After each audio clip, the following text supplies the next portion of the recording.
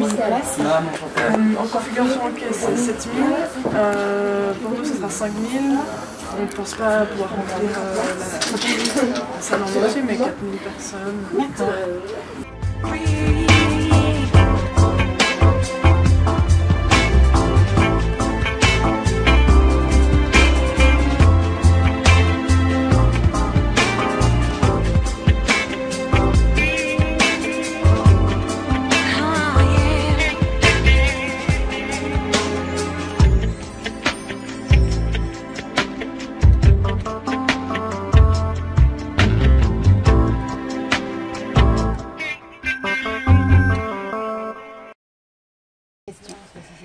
La première fois que tu as mis des patins et que tu es allé sur la glace? C'était en 1992 et je me rappelle très bien, c'était à Martigny.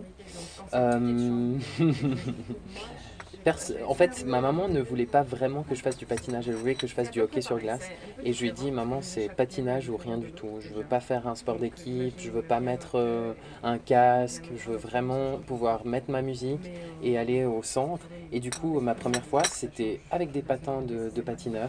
J'ai été au centre, je me suis mis en place et j'ai attendu ma musique. Il n'y a pas de musique mais qui est venue, mais dans ma tête, j'ai pu faire ma petite chorégraphie.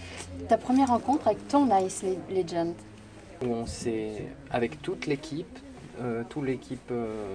du staff Ice Legends, on s'est mis autour d'une table et on s'est dit, bon, bah, maintenant, on commence par quoi?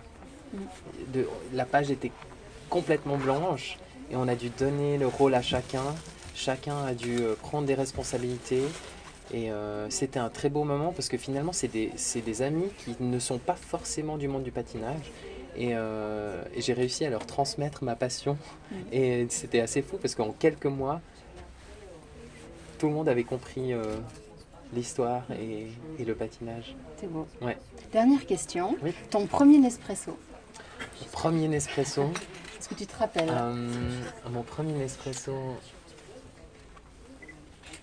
J'essaie de m'en rappeler, hein, parce que jusqu'à un certain point, j'aimais vraiment pas le café.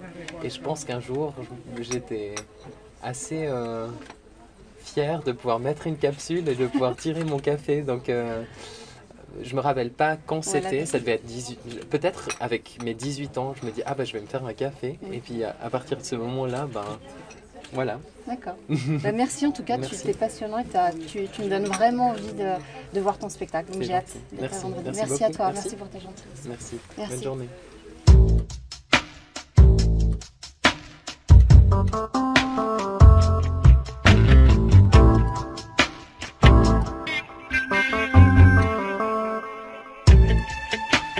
On a deux options, c'est ça, sur l'appli?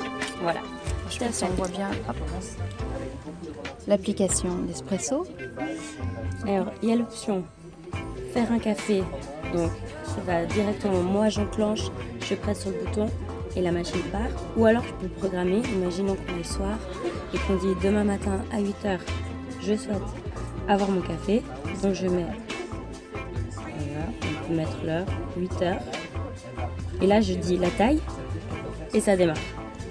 Expresso, préparer un café et il va le préparer pour demain 8h. Après, la deuxième possibilité, c'est faire un café maintenant. Donc, il faut imaginer qu'on avait déjà mis la capsule. On a un café. Faire un café, un expresso, préparer le café. Donc, le but de cette application est de pouvoir préparer son café à distance. Donc si je résume, tu peux faire un café avec ton téléphone. Exactement, tout à fait. Voilà, on en parle depuis des années, Nespresso l'a fait. Exactement, voilà. C'est ça. Alors nous avons été au salon VIP où j'ai pu interviewer Stéphane qui est vraiment une crème. J'ai eu un gros coup de cœur pour cet artiste qui est un passionné, j'ai qu'une hâte, c'est d'aller voir le spectacle.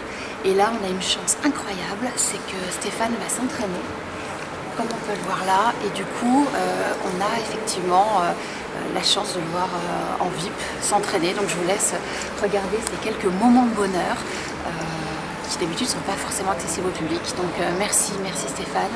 Merci Nespresso parce que ces cafés m'ont bien réveillée. Et puis je suis ravie. Et puis allez voir le spectacle parce que c'est un spectacle qui vient vraiment du cœur.